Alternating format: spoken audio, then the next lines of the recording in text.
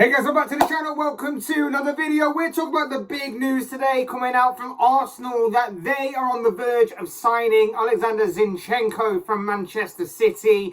Big move this one, in my opinion. An interesting move as well at that. A very solid piece of business, in my opinion, from Arsenal's side. According to Fabrizio Romano, everything is pretty much done and dusted on this deal. Just some loose ends to tie up after the two clubs, Arsenal and Manchester City, have agreed a fee for the Ukrainian international. We're going to be talking about this deal. We're going to be talking about what it means for Arsenal, what it means for Zinchenko, and what it means for Manchester City as well on this deal, on this move, and everything else in between. But before we get any further, I would like to remind you to please like the video and also subscribe if you're new. Both things always and forever be greatly appreciated. But for now, let's talk about this move for Arsenal and their pursuit of Oleksandr Zinchenko, a player who is very reliable. He's very reliable, very consistent. I will give him that. He's not maybe the shiniest name on any kind of team sheet. He may not be the most flashiest or most notorious or most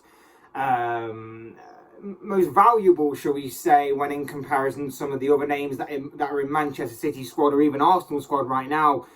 But he is very reliable. He's a player that you can rely on to be very consistent from time to time. I know that he's used by Pep Guardiola as a more rotational player. I know that he will come in for a few games, he'll drop out for a few games, he'll come off the bench for a few games, and he'll rotate in that kind of order. But he's very reliable when you do put him on. He's more of a central midfielder, but he has adapted his game, and he's become more of a left-back for Manchester City as time's gone on during his City career. And obviously left-back is kind of an area that Arsenal were looking at strengthening. And we know that they wanted to play Lisandro Martinez more as a left-back, but that deal seems to have completely gone out of Arsenal's grasp, and that he seems to be on his way to Manchester United. So we're left with other alternatives, and like I say, Zinchenko can play at left-back. He can also play in left mid, in the central midfield role. He can play as a left midfielder.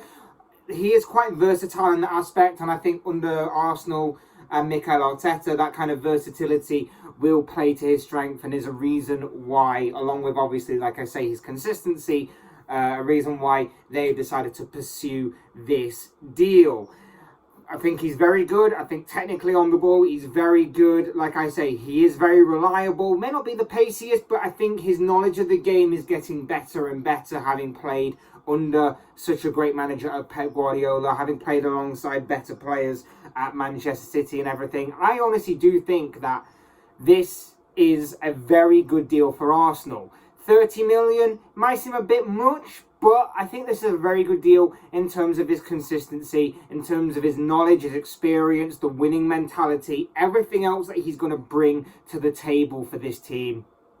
He's going to be very good, in my opinion, for Arsenal to have, and for Mikel Arteta, who obviously, again, is someone that he knew from his time at Manchester City. Obviously, we've known him for a while, growing in the Premier League, and it's just obviously I guess it's time for a change for Zinchenko. I guess more first team football is obviously what he's going to be getting at Arsenal, rather than Manchester City, where, like I say, he was used as a rotational player, so it's good for the player too.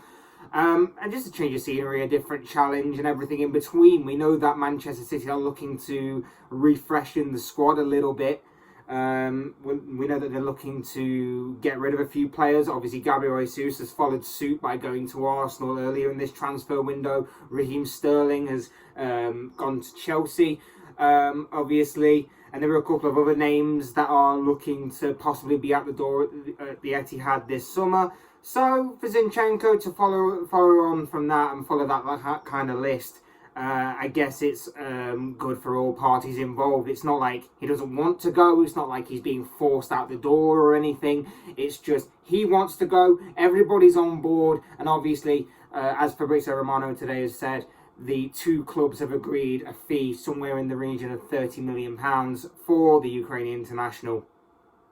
And like I said, it seems a very good move for all parties. Like I say, Arsenal need to strengthen that left-back area. They've also got cover for the midfield area if they need it. Zinchenko can play in multiple different positions. His versatility, consistency is very, very good and has been very much on display at Manchester City throughout his time there. I think for Arsenal, another good signing, good strength and depth. And if Arsenal are to continue in this vein, you've got to imagine that they're going to put together one hell of a transfer window. There's talks of Leroy Sané, him still being on Arsenal's radar. You still would imagine that maybe another defender, a midfielder, and of course an attacker, whether it be looking more likely it's going to be a winger. But if they can get those three or even two of those three through the door with the remaining days of this transfer window left, it's going to be one hell of a transfer window for Arsenal. There's, of course, the Yuri Tillemans thing that still won't go away. There's the Lucas Paqueta situation as well that is developing with Arsenal as well.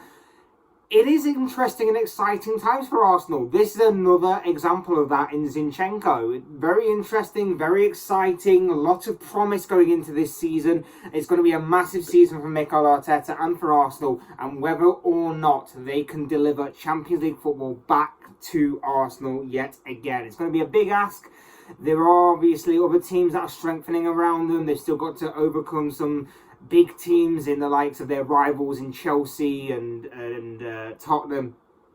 But with these kinds of signings, they're very smart in my opinion. Very consistent. They're very smart.